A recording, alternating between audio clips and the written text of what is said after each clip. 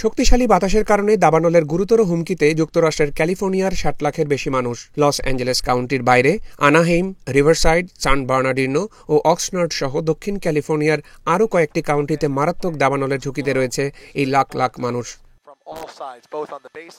Loss অ্যাঞ্জেলেসে কয়েকদিন ধরে চলতে থাকা দাবানলে মৃতের সংখ্যা এরই মধ্যে ২৫ জনে দাঁড়িয়েছে। ইটন ফায়ারেই বেশিরভাগ মানুষ মারা গেছে। এই দাবানলে শহরের উত্তরে ১৪,০০০ একরেরও বেশি পুড়ে গেছে। শক্তিশালী বাতাসের কারণে দাবানল নিয়ন্ত্রণে আনতে হিমশিম অবস্থা অগ্নি নির্বাপন কর্মীদের।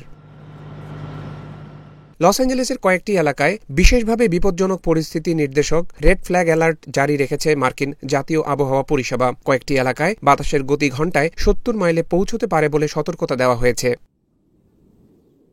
গত সপ্তাহের তুলনায় বাতাস আপাতত দুর্বল হলেও অনেকটা শক্তিশালী হওয়ার পূর্বাভাস দিয়েছে আবহাওয়া পরিষেবা। বিশেষ করে লস অ্যাঞ্জেলেসের উত্তর পশ্চিমের অঞ্চলগুলো বিপজ্জনক বলে মনে করা হচ্ছে। বাতাসের গতিবেগের কারণে অন্তত ৪টি দাবানল আরও বাড়িয়ে তোলার ঝুঁকিতে রয়েছে। এই দাবানলগুলো কিছুটা নিয়ন্ত্রণে আনতে সক্ষম হয়েছিলেন অগ্নি নির্বাপন কর্মীরা। শুক্রবার অবস্থার উন্নতির পূর্বাভাস দেওয়া হয়েছে, তবে আগামী সপ্তাহের রোববার থেকে স্যান্টা আনা বাতাসের প্রভাবে আবারও দাবানল ছড়াতে পারে বলে আশঙ্কা করা হচ্ছে।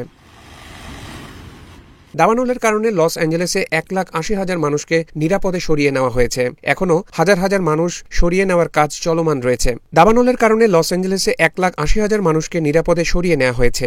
এখনও হাজার হাজার মানুষ সরিয়ে নেওয়ার কাজ চলমান আছে। দাবানলের কারণে ধোঁয়া ও ছাই ছড়িয়ে পড়া এলাকাগুলোর বাসিন্দাদের সম্ভাব্য স্বাস্থ্য সমস্যা থেকে সুরক্ষা দিতে মাস্ক পরার পরামর্শ দিয়েছেন স্থানীয় স্বাস্থ্য কর্মকর্তারা।